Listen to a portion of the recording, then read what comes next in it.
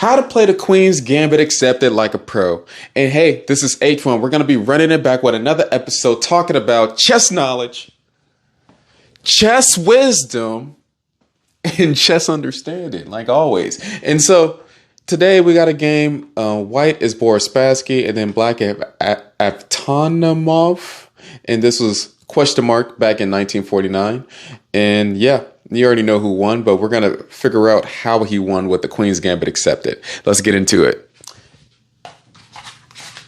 That's not the first move. I just wanted to do e4. Okay, let's get into the Queen's Gambit accepted right quick. We got the move d4, d5, c4, d takes c4, and that is the Queen's Gambit accepted. The Queen's Gambit started off when white did the move c4, and after black took the pawn, Boris Spassky was like, I'm just going to develop my knight.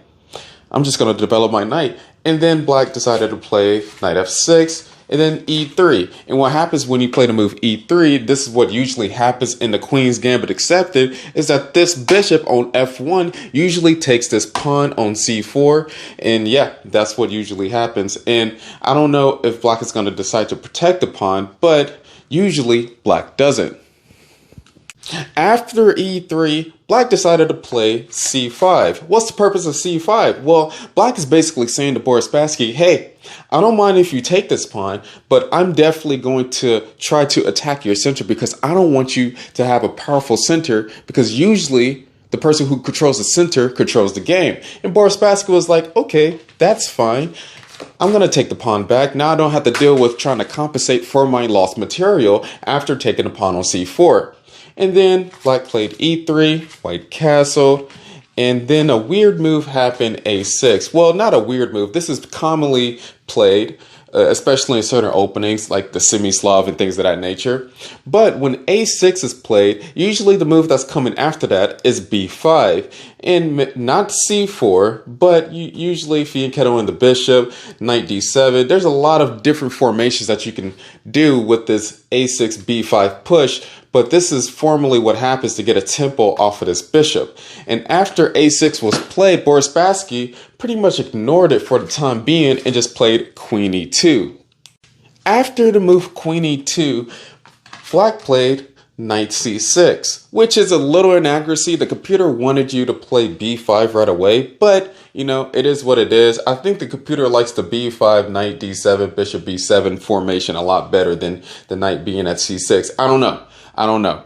But what I do know is that Boris Spassky played after this knight c3. And after knight c3, then b5 was played. And after b5 was played, bishop b3, and c takes on d4, breaking the little pawn chain that Boris Spassky had in the center of the board. And after c takes d4, rook d1 was played. Now, c takes d4 was a little inaccuracy because the computer wanted him to play bishop e7, get the king castled. You don't want to be exchanging stuff in the center or attacking in the center without your pieces being developed on the back rank. And look here, white is already castled. Got 1, 2, 3, 4, 5. 5 pieces developed already. This bishop and rook is going to probably take a while to get developed, but white already has more pieces than black does. And then black only has 3 pieces. This knight on f6, this knight on c6, and this queen on d8, which is the queen on d8 is a disadvantage because the queen is still on the d file. And now this pawn is pinned because this queen is still on the d file.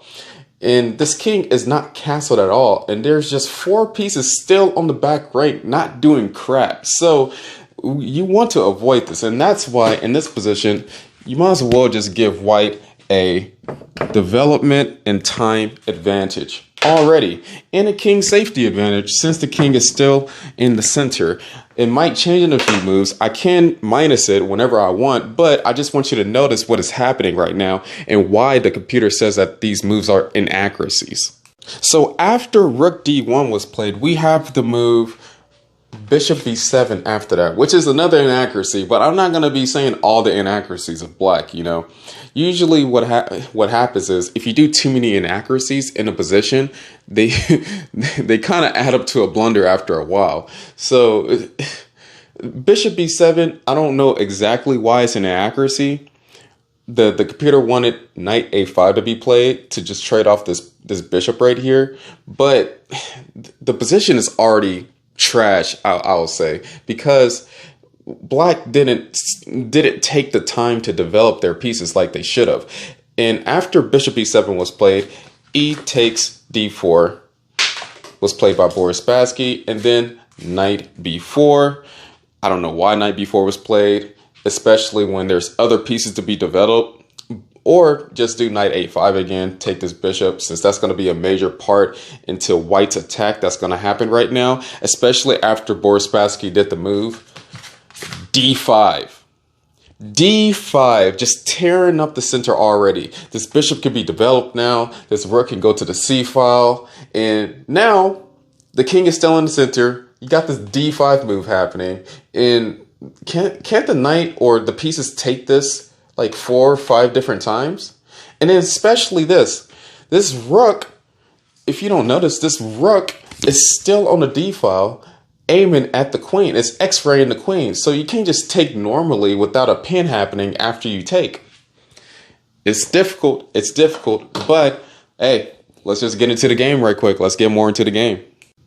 After d5 was played, black decided to play knight b takes d5. And after knight b takes d5, Boris Spassky just played a normal move, bishop g5, bishop e7, protecting the pin that was happening on the h4 to d8 diagonal. And after bishop e7, we got the move bishop takes on f6, g takes on f6, knight takes on d5, and then a massive blunder in the position. It just turned the position to 1 point something to like 4.5 advantage for the white pieces after bishop takes on d5. The computer wanted the pawn to take the piece at this moment, and we're going to see why bishop takes on d5 is the worst move of this position. So after bishop takes d5, white decided to play bishop takes d5, e takes d5, and then like after e takes d5, knight d4, and king f8, which is really ugly. But if we analyze this position, I know why Boris Spassky went for it. Let's get through it right quick.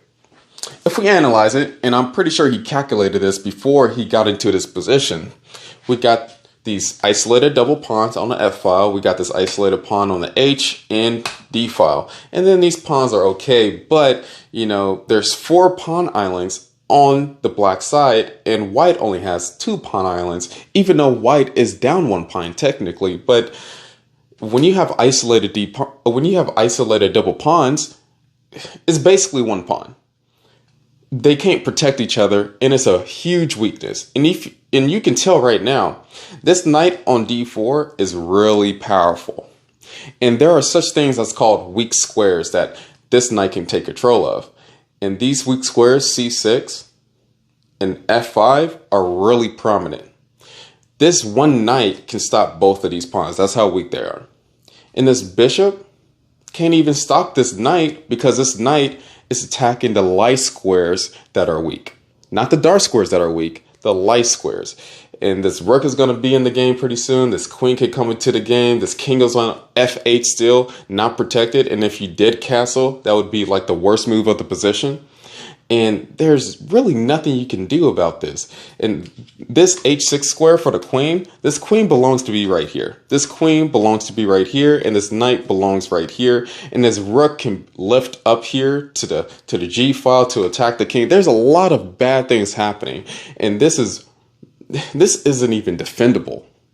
This rook can probably go to the g file, and this rook can probably go to the c file. But there's so many weaknesses where it's impossible. Just look at all the things that are described in this game. How is it possible to defend all of this? You're controlling the center because black decided to develop their pieces at the last minute and still didn't develop their rooks. You have more space clearly, right? You have more space. I keep on switching. You have a better pawn structure, even though you're down in material. So I guess you can put a minus for being down in material. But is it, I accidentally pushed the button, but is it really down in material?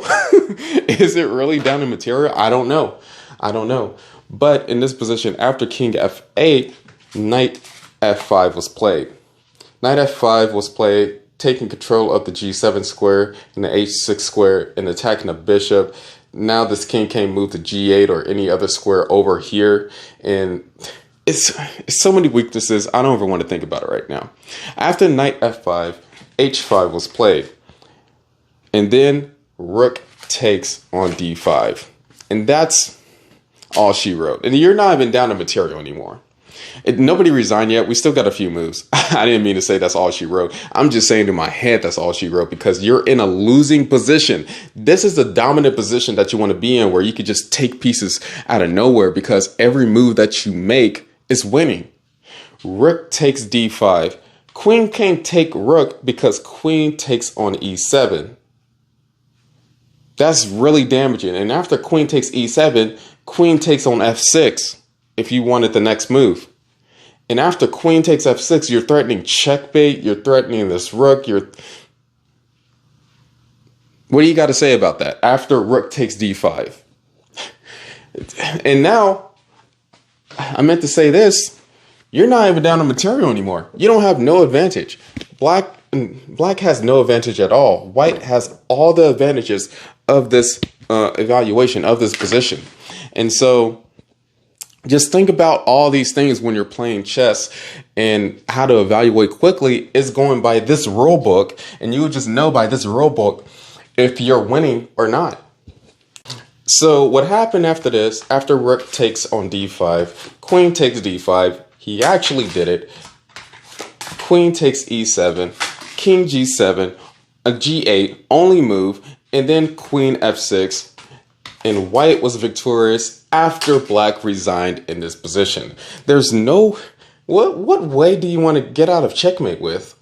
Like rook h7? That's a good way. Maybe that's a good way. Maybe. I don't know. This is ugly. And even after queen f6, let's say you do rook h7. Knight e7 is on the way. There's a fork. When there's forks everywhere, you should just resign the game. Just resign. Especially if you're going against a master. And you know what I always say about beginners and like people who is under 2600 should be resigning. But if you see this, I don't even want to play this. I would resign after. I would do rook h7, and then after they do knight e7, I would just resign. But man, this is too ugly. Play like this. Play like Boris Spassky. Gosh. Oh.